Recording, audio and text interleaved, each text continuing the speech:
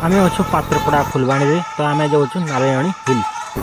3 kilometre अच्छी बर्तमान आम पहुँचीगलु ऊपर को।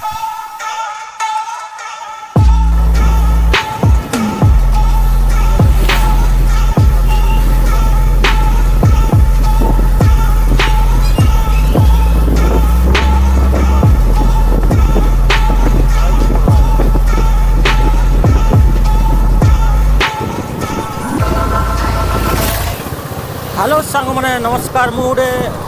इबू 1541 आ गोटे ब्लॉग आप नहीं आसी आज रविवार तो फिलहाल टाइम है 4:30 तो मैं बर्तमान गोटे जगह को जाऊे जो जगह को देखिले आप बहुत खुश हो तो यहाँ आम नारायणी मंदिर साई रास्ता जाऊे तो यहाँ सेंट्रल स्कूल भी रास्ता जाए तो आगे मुझे देखी आम जीवु से जगह को गोटे गोटे पहाड़ रास्ता तो मु आशा कर भिड देखिकी आपन पूरा गद गद हो खुशी रे हसिकी आनंदित हे बोली आशा एवं विश्वास।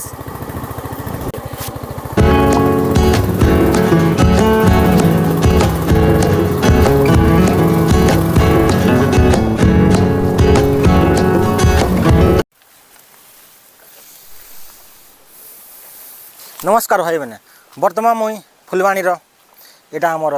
ठाकुराणी अच्छा तो मुझे रास्ता दे आसली आपण देखी भिडियो कि केमी रास्ता अच्छी आमती मुरुम रास्ता अच्छी तो से रास्ता दे आसलु तो यहाँ हूँ माँ ठाकुराणी मंदिर बर्तमान दर्शन करदे आपण एपटे जो कच्चा रास्ता अच्छी ए रास्ता दी आप जी एवं बहुत से सीनेरी मान अच्छी एवं नेचुराल एवं प्राकृतिक कृत्रिम अच्छी नेचुराल भ्यू मैंने अच्छे तो आपड़ से फोटो नहीं पारे एवं आपड़ आसिले ये उत्साहित एवं हस खुशी रे टाइम अच्छा ये आमर ये आमर टूरिस्ट मैंने आईसन। अच्छा बाबू मैंने कौटू आइछ रे आमर फुलवाणी फुलवाणी आगु रही नाई केबे आसी नथिला भल अच्छे ओ केमती लागुछि आम दर्शक मैंने कौन कहब सब्सक्राइबर काम कौन कहब से आसबे तो ସେମାନେ ଆସନ୍ତୁ ଦେଖନ୍ତୁ ଏନ୍ଜୟ କରନ୍ତୁ ଆଉ ଯାଆନ୍ତୁ। ହଉ ଠିକ୍ ଅଛି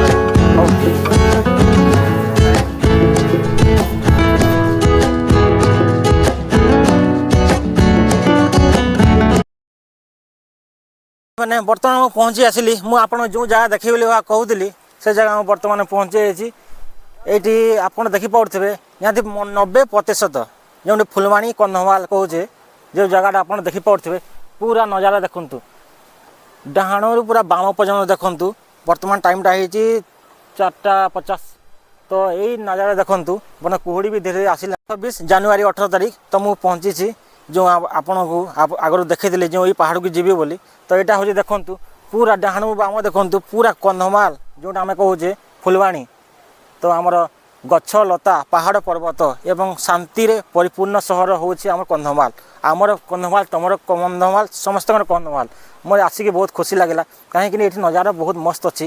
तो मु आसी मो जो आई मुझे जापारूनी किंतु मुझे शायद भावुँ ये बाम साइड आगर थी बोधे सेपटे अच्छी मो क्वार्टरटा तो आज संडे तो मुझे आज टी केमी बुली जावा एवं आपण को देखेबी किंतु आपड़ जदि आसवे जदि ये रोचे बाहर आउट जेहेतु तो आप आसिक निश्चय आसतु भिजिट करूँ। बर्तमान आम पहुँचलु ये पहाड़ उपरे अच्छु जोटा कि आम कहते कि समय पूर्वर जोटा 90% फुलवाणी जोटा कि आम कहे कंधमाल से पूरा देखा जाऊँगी तो आमर कि दर्शक आईछन टूरिस्ट मैंने आईछन तो तांकर किसी आम बाइट नवा तांको अनुभूति किसी कहे। अच्छा तुम कौटू आईछ ମୁଁ ବଲାଙ୍ଗୀର तुम नाटा कौन ଶମ୍ଭୁ ସେଲମା तुम नाटा ପ୍ରମୋଦ ସାହୁ अच्छा तुम कौटू आईछ ସୁବର୍ଣ୍ଣପୁର ଡିଷ୍ଟ୍ରିକ୍ଟ सुवर्णपुर आ जड़े बलांगीर तो ये आसिक तुमको केंदी लगुचे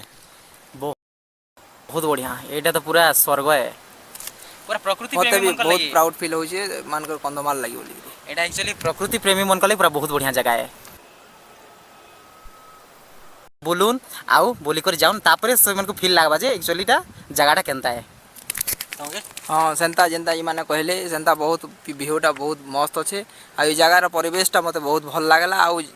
ई जगार जेन लोग माने बसवास करछन से माने जेन कि नेचर प्रेमी माने से माने सब बोले जेन इटली खाइसु हमर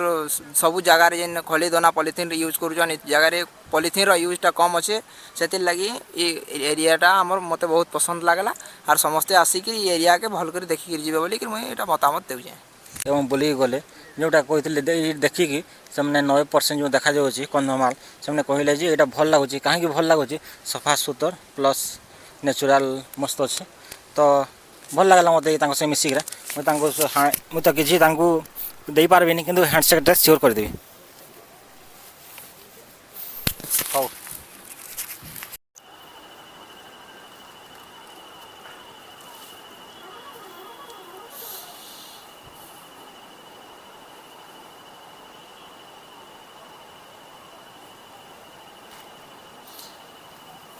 ବର୍ତ୍ତମାନ ଆପଣ ଦେଖୁଥିଲେ ନାରାୟଣୀ ହିଲ୍ର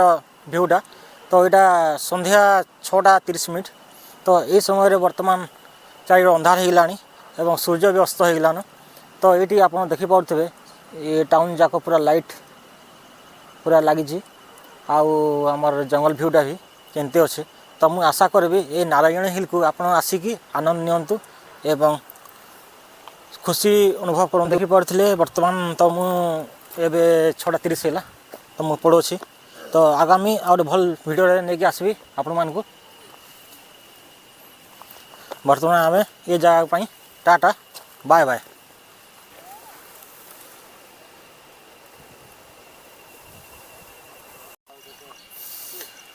ତ ଏଇଟା ବୈଷ୍ଣୋଦେବୀ ମନ୍ଦିର ତ ବର୍ତ୍ତମାନ ଆମେ 6:40 ହେଇଗଲାଣି